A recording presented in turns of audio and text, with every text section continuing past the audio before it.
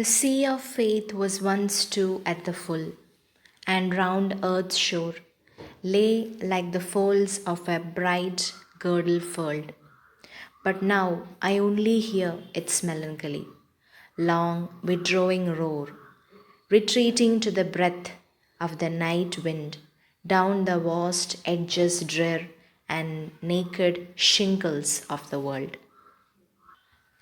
The sea of faith is simply a metaphor of human faith, where it was once full and everyone believed, but now that time has passed, like the sea, our faith in the world retreats until we are simply left with naked shingles or nothingness. So here, Matthew Arnold says that there was a time when religion and faith were untouched by modern ideals and revolutions. So Arnold is indicating a comparison between the tide of the sea, which represents the harshness of the world, and his own personal faith using this imagery. So he is realizing that by itself, faith isn't enough to get through the rough times in life because it results in you being alone in the end with nothing but your withering faith. The faith is retreating back. So, thus concluding that faith, much like the tide, will retreat. The waves could also suggest the stable or unstable faith between a husband and a wife, whether they stay together through the challenges that life brings, or given into the temptation of a flesh or a jealous mind. The image of the world being naked implies that we as a society are stripped of our faith in religion. Now people are no more having any spirituality or faith in religion, and they're just believing in science. So it leads to a kind of spiritual darkness. So here he is referring to the industrial revolution, the evolution, the advancement of science, and the way it robbed people of his beliefs and put the world into a religious crisis. So he believed faith was an important factor to the culture of our society and disagreed with the constant strive to prove the ideas of religion scientifically impossible. So there is a dilemma between science and religion. And our poet is so much worried and sad about the diminishing faith in religion among people. Ah, love, let us be true to one another, for the world which seems to lie before us like a land of dreams, so various, so beautiful, so new, hath really neither joy, nor love, nor light, nor certitude, nor peace, nor help for pain.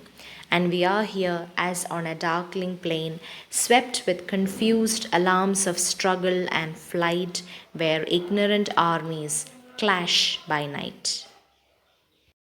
In the final stanza, we can see that Arnold speaks to his wife.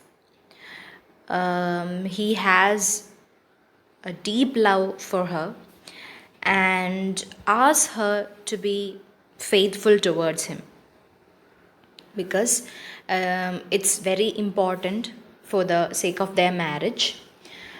And he then goes on to say that the world seems like a land of dreams, so various, so beautiful, and so new.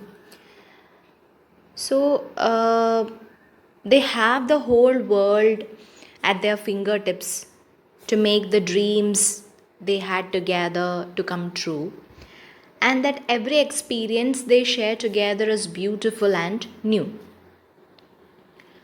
But Arnold perceives the world not as a place where they can make their dreams come true.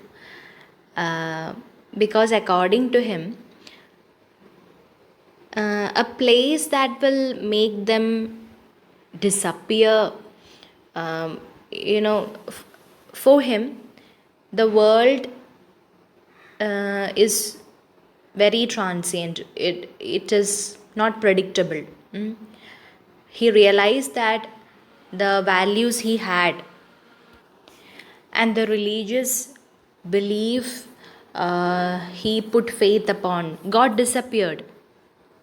So he's saying the world is a place of suffering and uncertainty, and nothing is guaranteed in this world.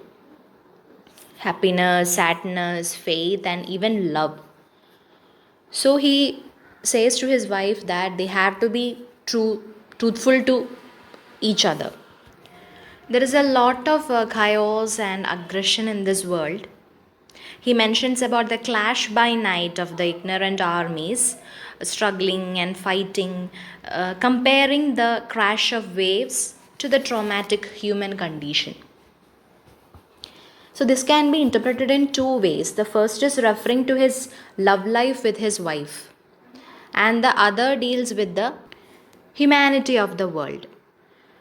So, he may be trying to say that both of them, the poet and his wife, have to face together a new life. So, there will be struggles, there will be joy, there will be fights. So, they have to keep on trusting each other. Mm. There should be that bond of marriage between them. It's nowadays it's hard to distinguish between friends and enemies. So that's why Arnold wants his wife to be truthful,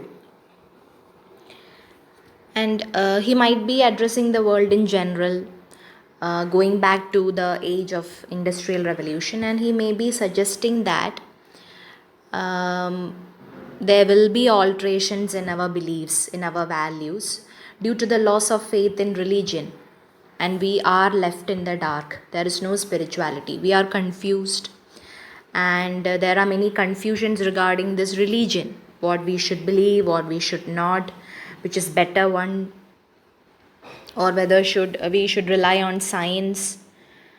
We don't know what to believe anymore or where to put faith on. So we are stuck in the middle of a battle, and we don't realize who is a friend with good intention and who is an enemy.